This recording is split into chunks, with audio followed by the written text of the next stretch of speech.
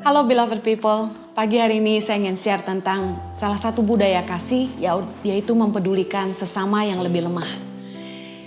Dalam Yesaya 41 ayat yang ke-6 dikatakan, yang seorang menolong yang lain dan berkata kepada temannya, kuatkanlah hatimu. Di dalam budaya kasih, kita harusnya hidup saling menguatkan satu sama lain dan saling menolong. Beberapa orang karena keserakahan dan kesombongan membuat dirinya menikmati sebuah keadaan di mana dia berada di atas yang lain.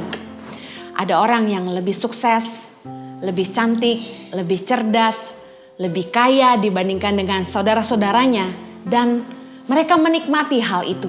Mereka senang berada di atas yang lain. Budaya kasih itu membuat kita peduli kepada orang-orang yang ada di bawah. Orang-orang yang lebih lemah dari kita. Saya percaya di dalam budaya kasih, itu kita senang melihat orang lain bahagia. Kita senang melihat orang lain diberkati. Saya lebih senang kalau Koko dan adik saya itu lebih kaya dari saya. Lebih diberkati secara materi. Sehingga saya tidak perlu mengkhawatirkan akan kehidupan mereka dan anak-anak mereka. Anehnya banyak orang yang tidak suka melihat temannya atau saudaranya lebih diberkati. Mereka malah menjadi iri hati dan benci.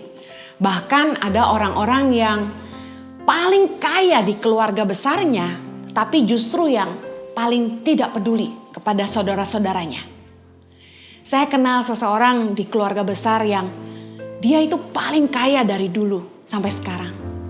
Tapi justru paling tidak peduli melihat kesusahan adik-adiknya. Bahkan tidak sudi kalau adik-adiknya yang susah datang ke rumahnya.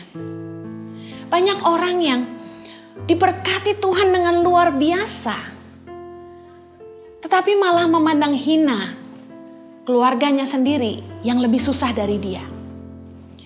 Ketika keserakahan dan kesombongan mulai menguasai hati kita, kita mulai menikmati kehidupan di atas dan melupakan orang-orang yang ada di bawah. Mereka yang kuat tidak lagi mempedulikan orang-orang yang lebih lemah. Dalam Roma 15 ayat yang pertama dikatakan begini, kita yang kuat wajib menanggung kelemahan orang yang tidak kuat. Dan jangan kita mencari kesenangan kita sendiri. Tahukah Anda di dalam firman Tuhan, Roma 15 ayat 1, Rasul Paulus mengajar kepada kita bahwa kita yang kuat punya satu kewajiban untuk menanggung kelemahan orang-orang yang tidak kuat. Dan kita tidak boleh hanya fokus mencari kesenangan kita sendiri. Dalam Filipi 2 ayat yang keempat, Rasul Paulus berkata, dan janganlah tiap-tiap orang hanya memperhatikan kepentingannya sendiri, tetapi kepentingan orang lain juga. Kalau hari ini hidup kita lebih diberkati secara materi daripada orang lain, kalau di dalam suasana di mana setiap kita terpaksa di rumah, tidak bisa pergi bekerja, usaha macet, dan bisa dikatakan keadaan ekonomi terpuruk saat ini. Apakah Anda hanya memikirkan diri Anda sendiri? Anda masih bisa makan, keuangan tabungan Anda masih cukup banyak, bahkan income dari bisnis Anda tidak berhenti. Apakah Anda sempat terpikir ada orang-orang yang kehilangan pekerjaan? Ada sopir-sopir taksi yang tidak bisa menarik penumpang karena semua orang tinggal di rumah. Apakah Anda pernah berpikir bahwa karyawan-karyawan yang Anda rumahkan, mereka kehilangan separuh gajinya dan bahwa mereka tidak punya tabungan, sementara mereka punya cicilan dan tanggungan di rumah? Apakah Anda berpikir bahwa ada hamba-hamba Tuhan kecil yang jemaatnya kecil, bahkan mungkin berada di pelosok-pelosok desa-desa yang tidak ada internet? Mereka jauh dari kemajuan teknologi yang hari ini bisa kita nikmati. Gereja-gereja besar bisa mengadakan ibadah online, sedangkan gereja-gereja kecil ini tidak bisa. Apakah Anda pernah berpikir bahwa mereka kehilangan income? Saya dan Jojo memikirkan bagaimana kami bisa membantu para hamba-hamba Tuhan yang kehilangan income karena tidak bisa mengadakan ibadah mingguan, dan mereka tidak lagi menerima uang persembahan dari jemaat yang bisa dikatakan mungkin tidak bisa transfer, tapi biasanya membawa persembahan ke gereja berupa hasil panen dan sebagainya. Meskipun kami pribadi juga karena tidak bisa melayani ke gereja-gereja, kami juga tidak punya income yang kami biasa dapatkan seperti ketika kami melayani di gereja-gereja. Tapi kami bersyukur Tuhan masih memelihara kami. Bahkan saya melihat penyertaan Tuhan yang hebat. Di saat income kami berhenti, Tuhan menggerakkan beberapa orang untuk memberkati kami sehingga kami tidak kekurangan.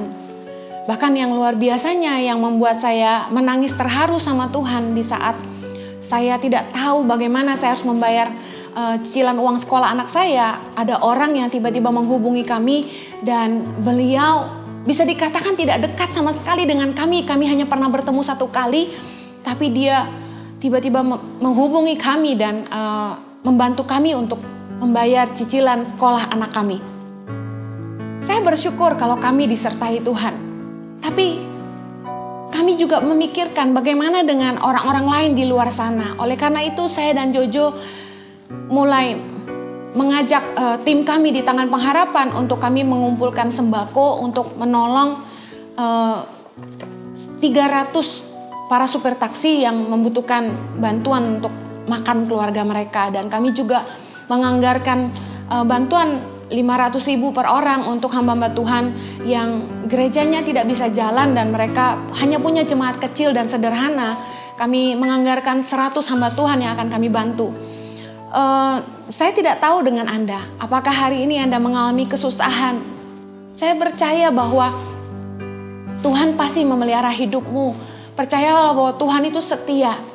Dan bagi Anda yang hari ini secara keuangan Anda aman, tabungan masih banyak dan bisnis Anda masih jalan, saya ingin mengingatkan bahwa kita punya tanggung jawab untuk menanggung kelemahan orang-orang yang tidak kuat. Kita yang kuat wajib menanggung kelemahan orang-orang yang tidak kuat. Dalam Filipi 2:4, tiap-tiap orang jangan memperhatikan kepentingannya sendiri, tapi memperhatikan kepentingan orang lain juga. Mari, saya mau mengingatkan bahwa di dalam budaya kasih, kita itu harus peduli kepada yang lemah. Kasih itu dibuktikan. Waktu kita peduli kebutuhan orang lain, kita tidak berpangku tangan saja, kita nggak hanya sekedar kasihan, tapi kita bergerak melakukan sesuatu. Saya percaya kasih itu bertindak. Saya mau tutup dengan Galatia 6 ayat yang kedua dan ketiga. Dikatakan begini, bertolong-tolonganlah menanggung bebanmu. Demikianlah kamu memenuhi hukum Kristus. Sebab kalau seorang menyangka bahwa ia berarti, padahal ia sama sekali tidak berarti, ia menipu dirinya sendiri. Apakah hari ini Anda hidup dalam kasih? Apakah hidupmu berarti? Kalau hidupmu berarti, saya percaya kekuatan yang Tuhan berikan kepadamu tidak percuma. Tapi kekuatan yang Tuhan berikan kepada kita salurkan untuk menolong dan memperhatikan orang-orang yang lebih lemah. Ada pertanyaan-pertanyaan yang saya ingin lontarkan di akhir sharing ini. Apakah kita sudah berbuat sesuatu untuk menolong orang-orang yang susah? Apakah hidup kita berguna bagi orang-orang di sekitar kita? Apakah karya-karya kita menolong hidup orang lain, bukan hanya menguntungkan kita saja? Apakah pesan-pesan kita memberi dampak positif untuk hidup orang lain supaya mereka hidup lebih baik? Dan yang terakhir, apakah keberadaan kita membawa damai dan sukacita? Hari ini Anda berada di rumah jauh lebih banyak dibanding sebelumnya. Apakah kehadiranmu di rumah membawa damai dan sukacita? Saya berdoa agar firman Tuhan ini mengingatkan kita semua untuk hidup di dalam kasih, peduli kepada mereka yang lemah. Tuhan memberkati. Live a better life.